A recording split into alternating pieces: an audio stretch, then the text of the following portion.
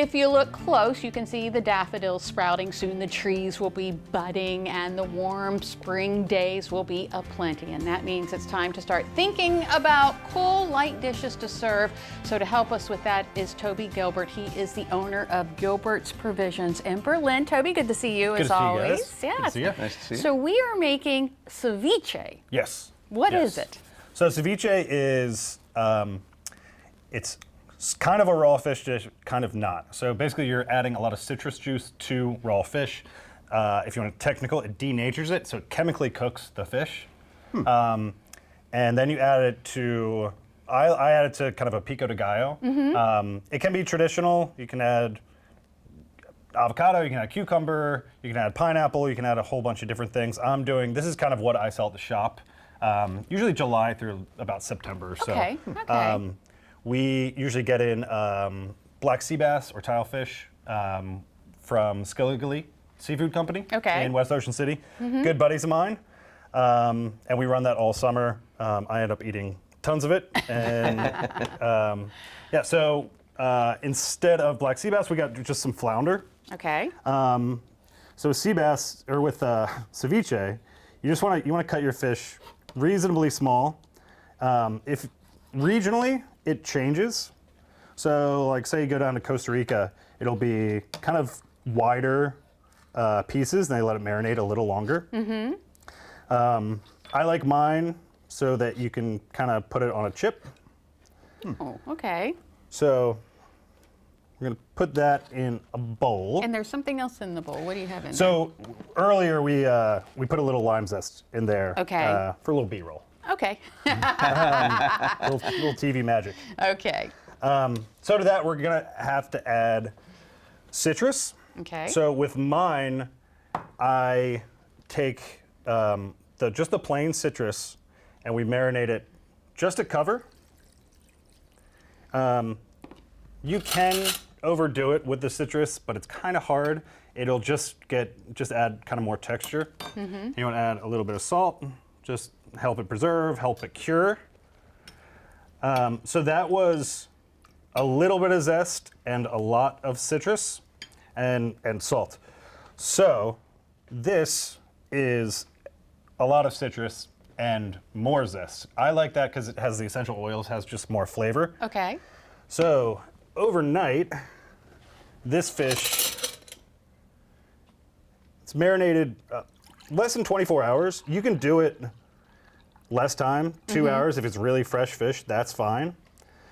And you can see there's a color change to it. It looks almost like it's poached.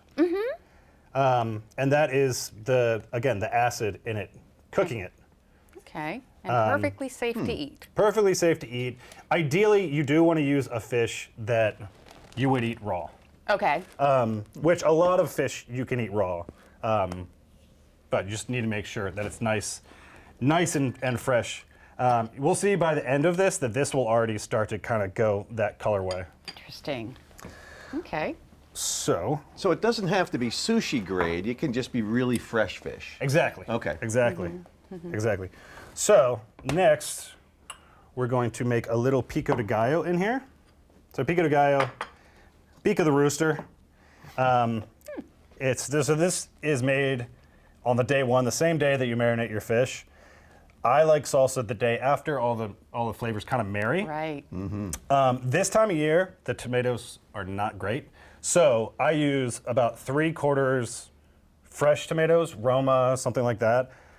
And then we're gonna add some canned tomatoes. This isn't necessarily traditional. I don't care if it's traditional. That's not what I'm really worried about. It has all the traditional flavors, but gonna add some onion, basically to taste. And then the citrus juice. So I use a mix. Traditional is a lot of lime. I use lemon, lime, and orange just because I like the flavor of it. So you don't need a whole lot once it's cured. And you can do it to taste. Some people like a lot, some people like a little. It's all good. So with garlic, a lot of times you don't necessarily want giant pieces. So we just really roughly chop this. And then all the salt that you're going to put in there, And what does that do? just stack it right on top. Oh, okay. So we're going to use that almost as a mill. So kind of knocking it down to a paste. So when we make the salsa, you're not going to get a giant hunk of garlic. If you want a giant hunk of garlic, have a giant hunk of garlic. Yeah. But remember, if you're going to do this, don't add your salt. Okay. This is where your salt's going to come from. Ah, okay. That makes sense. Makes a paste. That's Makes kinda it makes a paste. We're going to add cilantro. Some people have the gene where it tastes like soap. Yep. My sister had that for a while, and something happened, and Really? she's cured.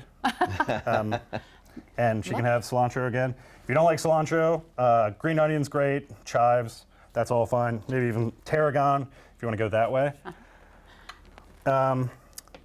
Diced jalapeno, de-seeded. If you want it hotter, put some seeds in there. Okay.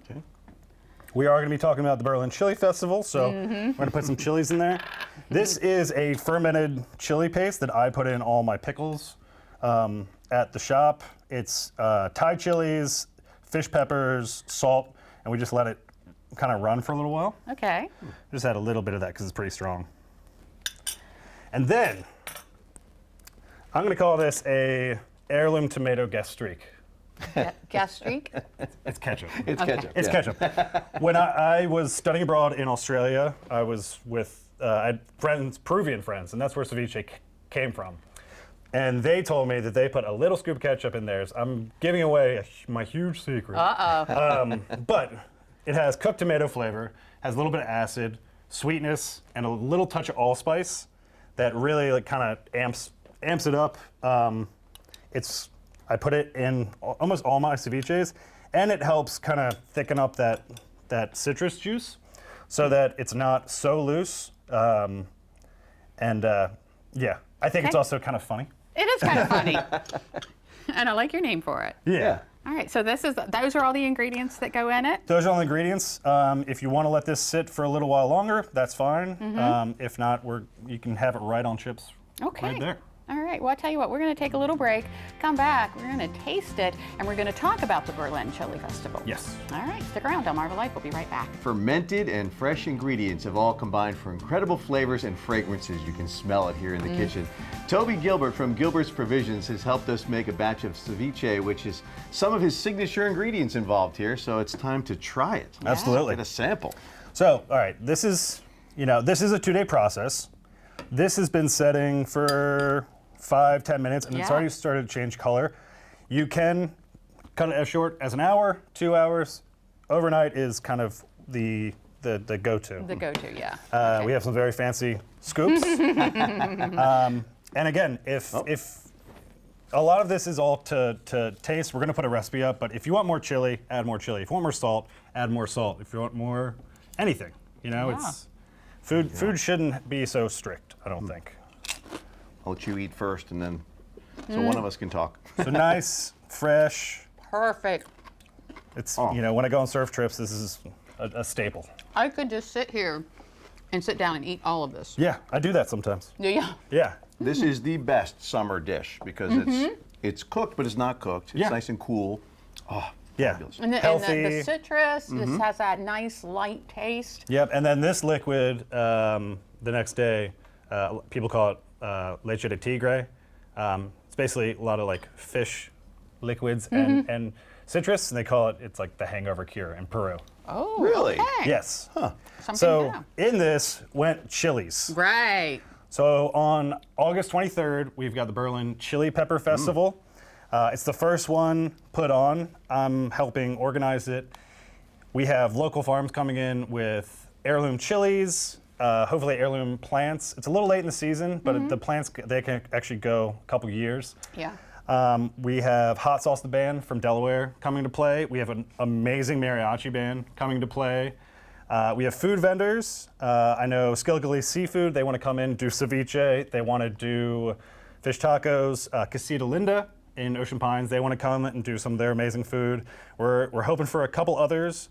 We have hot sauce vendors like MF Heat Co. Company and Hank Sauce, buddies of mine from Jersey. MF Eco, I'm pretty sure they're also going to set up a little station where you can go buy chilies at the festival, bring it to them, they'll puree it with a couple ingredients, and then bottle it so you can have your own hot sauce that day. Wow. And we'll have our Hot One style hot wing trivia. Oh my goodness. And possibly a dunk tank.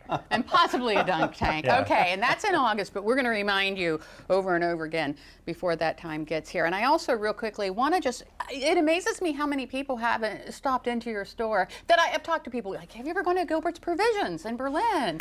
Yeah. Describe it to folks who may not know about it. Yeah, so I sell cured meats, charcuterie, cheeses. I try to go a lot of domestic cheeses, but I also have tons of imported cheeses. We have lots of fermented and pickled items. Until someone proves me wrong, I'm going to say that I am the largest producer of kimchi on Delmarva. Okay. I'm not sure of that, but I'm just going to claim We'll go it. with it. Okay. Yeah. And then specialty items that I just get to curate. I call it an upscale grocer, but it's just a little culinary shop. But you got to check it out if you've never been to Gilbert's Provisions in Berlin. Check it Ceviche, out. lunch specials, breakfast burritos on Sundays during the farmers market. I don't know. I think I need a little bit more. Absolutely, What about you, Steve? yeah. Let's Get in there. dig right in. Well, Toby, thank you so much. It's always you. great to have you here, and you always make such good stuff. And we learned so much, too. We learned science. Yes, When no you're- MSG in this one. No MSG in this Nope. one.